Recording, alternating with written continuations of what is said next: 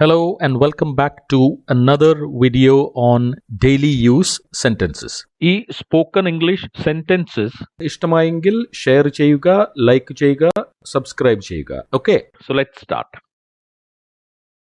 അവൻ ഇന്നലെ വളരെ സന്തോഷവാനായിട്ടാണ് കാണപ്പെട്ടത്. അവൻ ഇന്നലെ വളരെ സന്തോഷവാനായിട്ടാണ് കാണപ്പെട്ടത്. He was seen to be very happy yesterday. He was seen to be very happy yesterday. Seen to be അതായത് കാണപ്പെട്ടത്. He was seen to be very happy. ഇതിനെ തന്നെ നമുക്ക് വേറൊരു രീതിയിൽ പറഞ്ഞു നോക്കാം. He seemed very happy yesterday. He seemed very happy yesterday. ഇവിടെ നമ്മൾ സീം എന്ന വാക്കിന്റെ പാസ്റ്റ് ടെൻസ് ആണ് സീംഡ്.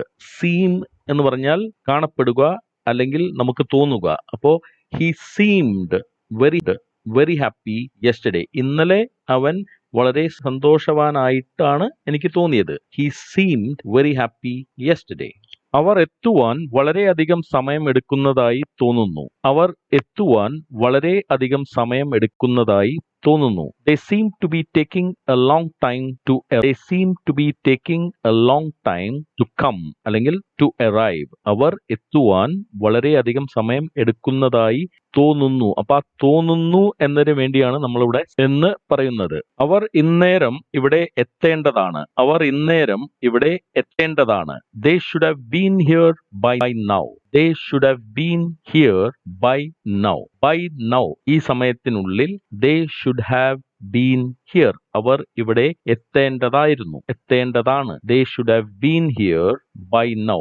Been here ഇവിടെ എത്തേണ്ടത് അല്ലെങ്കിൽ ഇവിടെ ഉണ്ടാവേണ്ടതാണ്. Been here by now എന്നതിന് പകരം നമുക്ക് കാഷ്വൽ സ്പോക്കൺ ഇംഗ്ലീഷിൽ അതിന് പകരമായി come by now എന്ന എക്സ്പ്രഷൻ ഉപയോഗിക്കാം. അതായത് they should have come by now. ഇതിനുള്ളിൽ അവർ വരേണ്ടതായിരുന്നു. So been here by now അല്ലെങ്കിൽ come by now. അവൻ ഈ ജോലിക്ക് പറ്റിയ ആളല്ല എന്നാണ് എനിക്ക് തോന്നുന്നത്. ജോലിക്ക് പറ്റിയ ആളല്ല എന്നാണ് എനിക്ക് തോന്നുന്നത്. I think he isn't the right person for the job. I think he isn't എന്ന് പറഞ്ഞത് is not എന്നതിന്റെ ഷോർട്ട് ഫോം ആണ്. I think he is not the right person for the job. അതിന് പകരമാണ് നമ്മൾ isn't എന്ന് ഉപയോഗിക്കുന്നത്. I think he isn't the right person for the job. ഇവിടെ നമ്മൾ പ്രൊനൗൺസിയേഷൻ ശ്രദ്ധിക്കണം. person അല്ല person. Right person for the job. ഇതിനെ തന്നെ നമുക്ക് it seems to me that he isn't the right person for the job. അപ്പോൾ I thinkന് പകരം it seems to me he isn't the right person for the job. അപ്പോൾ നമുക്ക് അവിടെ that വേണമെങ്കിൽ ചേർത്ത് സ്പോക്കൺ ഇംഗ്ലീഷിൽ അത്ര നിർബന്ധമില്ല. It seems to me he isn't the right person for the job. അല്ലെങ്കിൽ it seems to me that he isn't the right person for the job. ഇപ്പോൾ I think ഉപയോഗിച്ചു, it seems to me എന്ന് പറഞ്ഞു. ഇതിന് പകരമായി നമുക്ക് in my view he isn't the right person for the job. In my view എന്റെ കാഴ്ചപ്പാടിൽ അയാൾ ഈ ജോലിക്ക് പറ്റിയ ആളല്ല. in my view. അതേപോലെ തന്നെ in my viewന് പകരം നമുക്ക് in my opinion എന്ന് പറഞ്ഞാൽ അഭിപ്രായം. എന്റെ അഭിപ്രായത്തിൽ അയാൾ ഈ ജോലിക്ക് പറ്റിയ ആളല്ല. എന്തോ ഒരു തെറ്റ് പറ്റി എന്ന് തോന്നുന്നു. എന്റെ പേര് ലിസ്റ്റിലില്ല. എന്തോ ഒരു തെറ്റ് പറ്റിയെന്ന് തോന്നുന്നു. എന്റെ പേര് ലിസ്റ്റിലില്ല. There seems to be a mistake. My name isn't on the list. There seems to be a mistake. അതായത് ഒരു തെറ്റ് പറ്റിയെന്ന് തോന്നുന്നു. സീംസ് തോന്നുന്നു.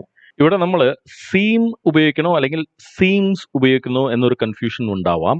അപ്പൊ അത് അധികം ഗ്രാമറിലേക്ക് കിടക്കാതെ ജനറൽ ആയിട്ട് പൊതുവെ പറയുന്ന ഒരു റൂൾ എന്താണെന്ന് വെച്ചാൽ സിംഗുലർ ആയിട്ടുള്ള ഒരു കാര്യത്തെ കുറിച്ച് പറയുമ്പോൾ സീംസ് ഉപയോഗിക്കാം. ഓക്കെ, പ്ലൂറൽ അതായത് ഒന്നിൽ കൂടുതൽ കാര്യങ്ങൾ കുറിച്ച് പറയുമ്പോൾ സീം ഉപയോഗിക്കണം. അപ്പോൾ ഇവിടെ നമ്മൾ there seems to be a problem ആണ്. അതായത് ഒരു പ്രശ്നത്തെ കുറിച്ചാണ് നമ്മൾ പറയുന്നത്. അതുകൊണ്ട് നമ്മൾ seems ഉപയോഗിച്ചു. There seem to be several mistakes. അതായത് കുറെ തെറ്റുകൾ ഉണ്ട് എന്ന് പറയണമെങ്കിൽ there seem to be several mistakes. ഒരു തെറ്റിനെ കുറിച്ച് പറയുകയാണെങ്കിൽ there seems to be a mistake.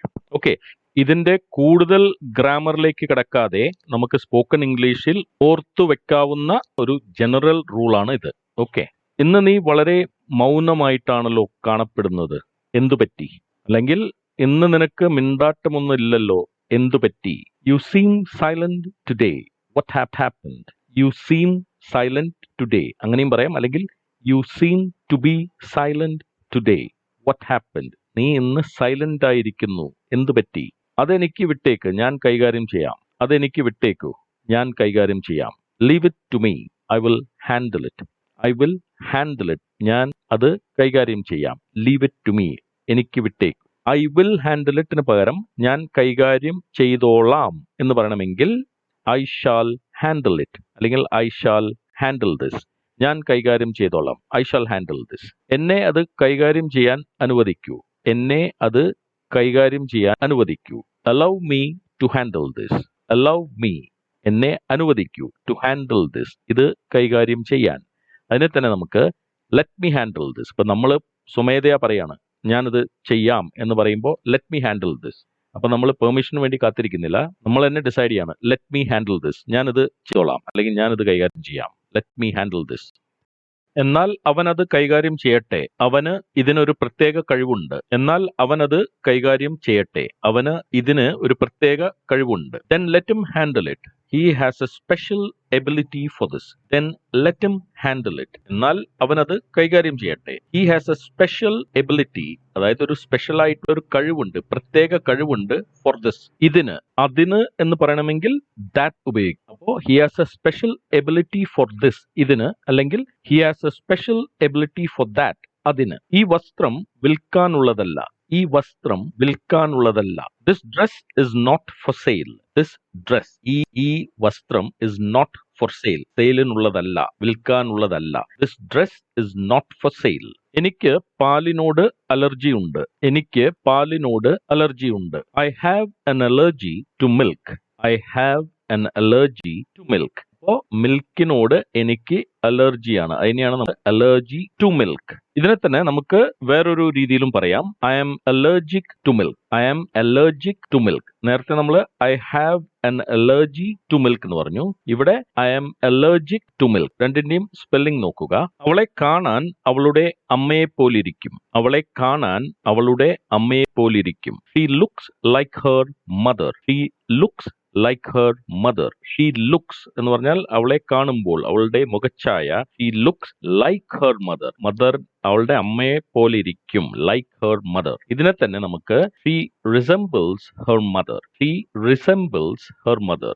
Resemble എന്ന് പറഞ്ഞാൽ കാണാൻ ഒരുപോലെ ഇരിക്കുക. She resembles her mother. അപ്പോൾ thank you very much for watching. See you in the next video.